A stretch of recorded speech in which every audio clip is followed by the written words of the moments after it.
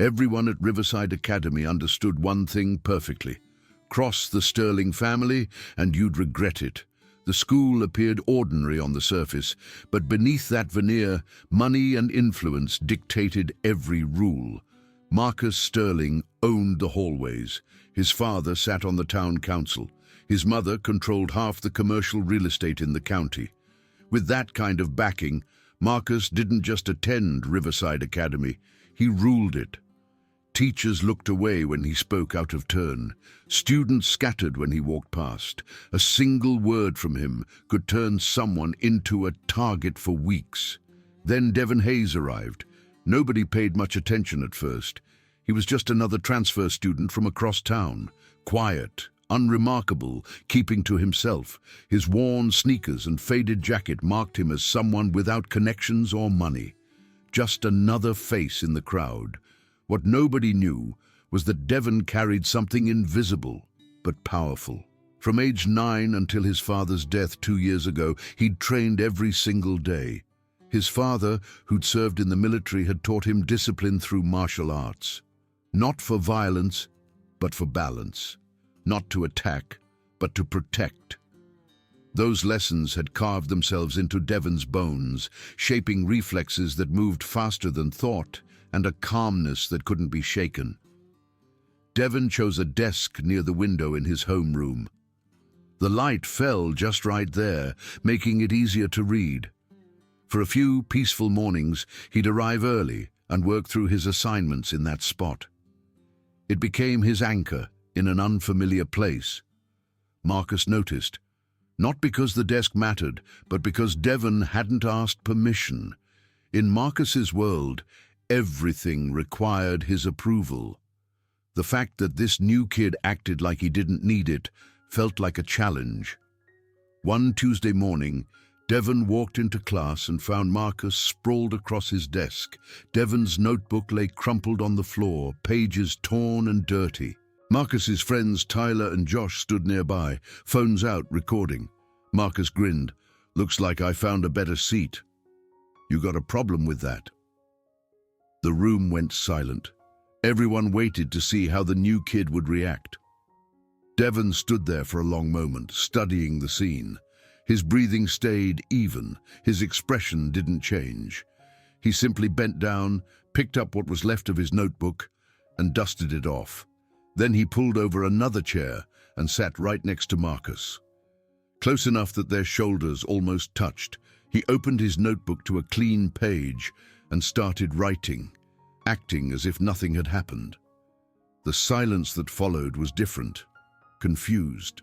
Students exchanged glances. They'd expected anger or fear. This calm defiance was something else entirely. Marcus leaned over. "You think you're tough?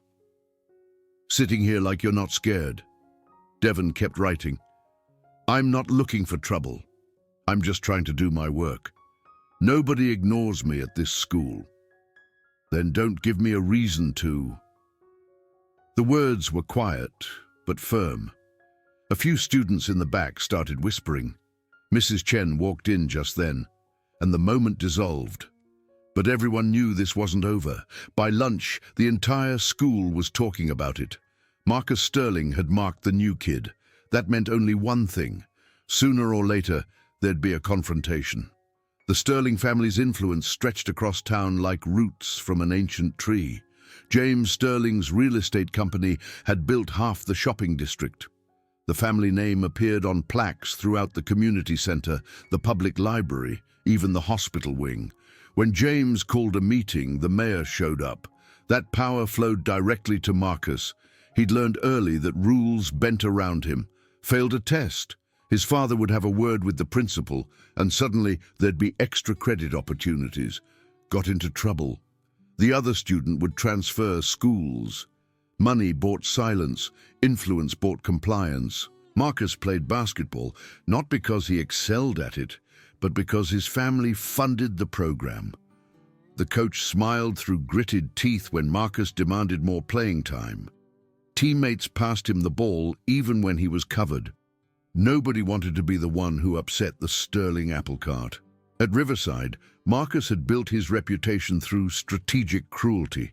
He never touched students whose families had connections. He avoided anyone who might fight back publicly. Instead, he targeted the vulnerable. New students, kids from ordinary families, anyone who couldn't call their parents to solve the problem. Devon fit that profile perfectly. New, quiet, no apparent backing. Marcus saw him as easy prey.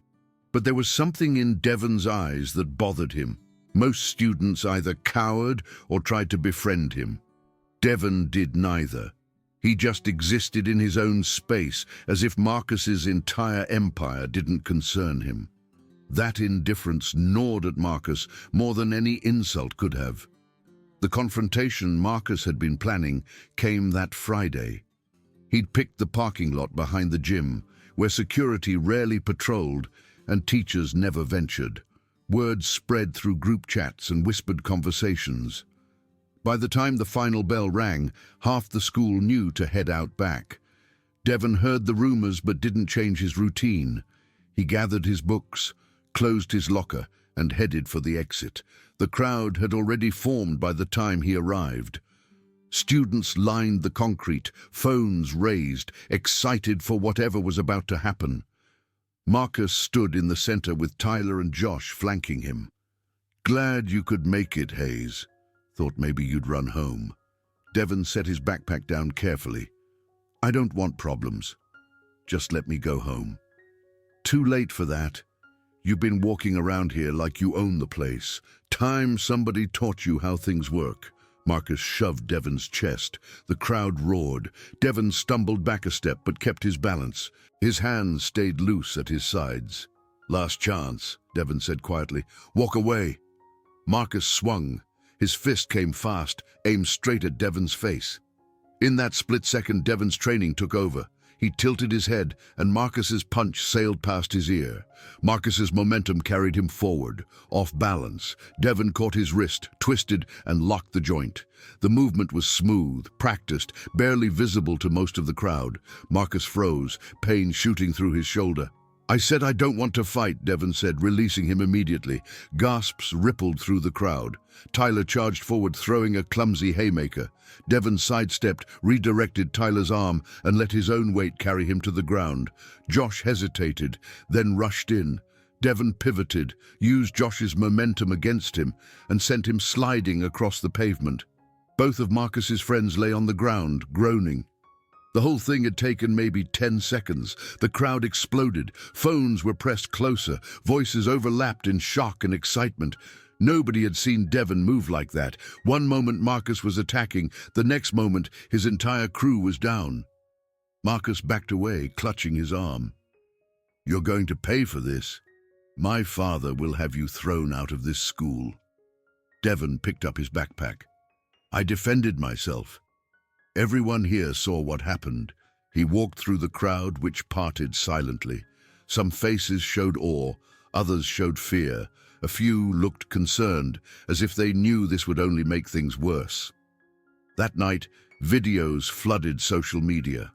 Shaky footage captured Devon's movements, his calm face, the way he dismantled 3 larger students without breaking a sweat. Comments piled up. Some praised him. Others worried aloud about what the Sterlings would do. Devon sat in his small bedroom, lights off, staring at the ceiling. He hadn't wanted this, hadn't wanted attention or conflict. He'd just wanted to finish high school quietly, honor his father's memory, keep training in the old garage behind the house. But the truth was out now. His secret had become public knowledge. Across town in the Sterling mansion, Marcus sat with ice on his shoulder. His father paced the room, phone pressed to his ear. "I don't care what excuses they have. That boy attacked my son. I want him gone. Call the principal. Call the superintendent if you have to. The Sterling name means something in this town, and we're going to remind everyone of that." Marcus watched his father work, making call after call. Part of him felt relieved. His father would fix this like he fixed everything, but another part of him felt something unfamiliar: doubt. Because for the first time, Marcus had encountered someone who didn't bend. Monday morning arrived heavy with tension. Devon walked through the front doors of Riverside Academy and immediately felt the shift. Students who'd been friendly now avoided eye contact. Conversations stopped when he passed. The videos had spread beyond the school, and with them came new interpretations. Did you see how hard he hit them? I heard he broke Tyler's arm. Someone said he got expelled from his last school for fighting. None of it was true, but truth mattered less than perception. Marcus and his friends played their parts perfectly. Marcus wore an elaborate sling. Tyler limped dramatically. Josh had a bandage wrapped around his head.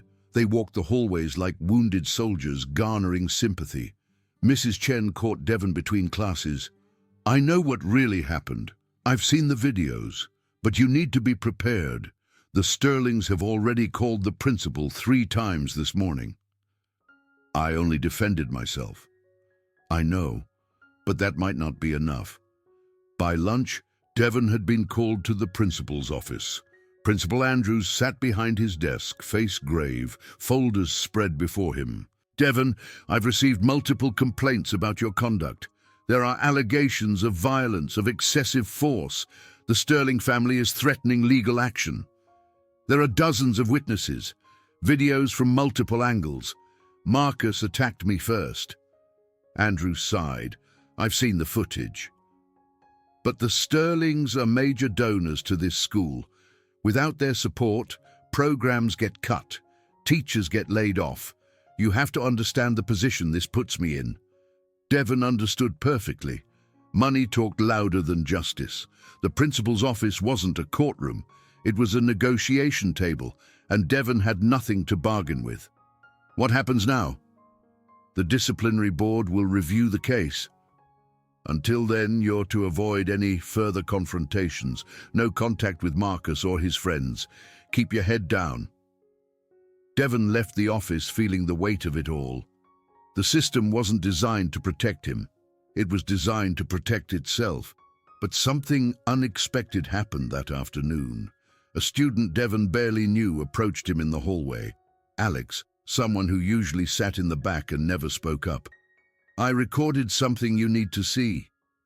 Alex's hands shook as he pulled out his phone. On the screen, Marcus and his friends could be heard planning the whole thing. We'll corner him after school. Make sure everyone sees.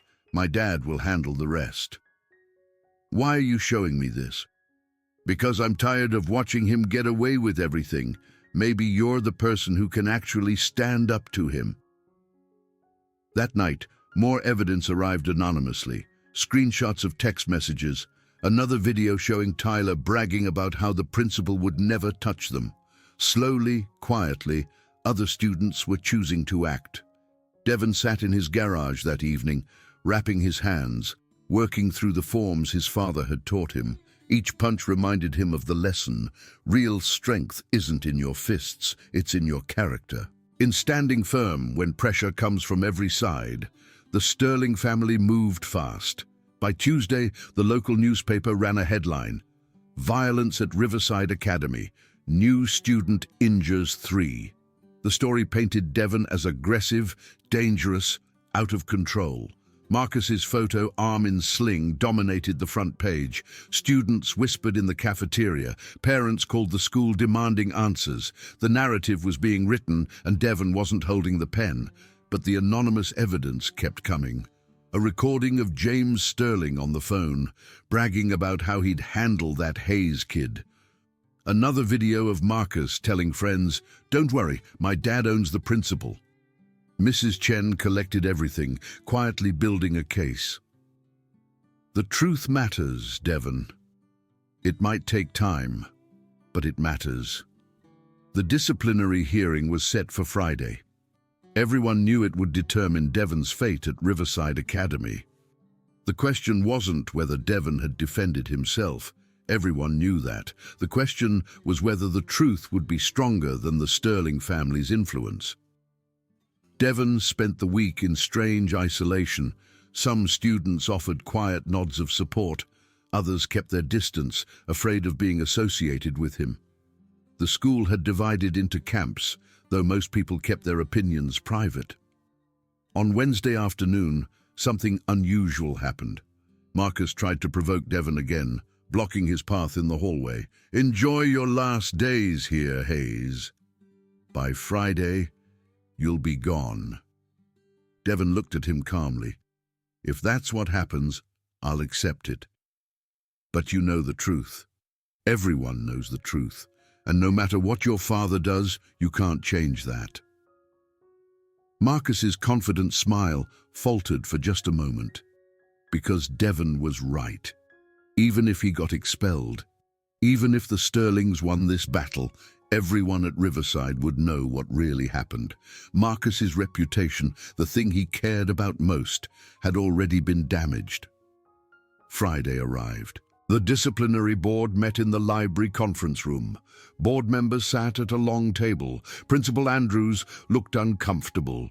James Sterling sat in the back, arms crossed, radiating authority. Marcus presented his case first, describing how Devon had attacked him and his friends unprovoked. His voice shook with practiced emotion. Tyler and Josh corroborated the story, their testimonies clearly rehearsed. Then it was Devon's turn. "I didn't want any of this. I just wanted to attend school. But I was targeted from my first day. My property was destroyed. I was publicly challenged. When I was attacked, I defended myself using the minimum force necessary, nothing more." "That's a lie," Marcus interrupted. "You let him finish," one of the board members said sharply. Alex stood up from the audience. "I have evidence. Video and audio that proves Marcus planned the whole thing." James Sterling shot to his feet. "This is ridiculous. You're going to let some random student derail—" "Mr. Sterling, please sit down." The board member's voice was ice. "We'll review all evidence." The next hour was tense. Videos played on the projection screen. Audio clips filled the room. Text messages were read aloud. With each piece of evidence, the Sterlings' case crumbled. Other students came forward.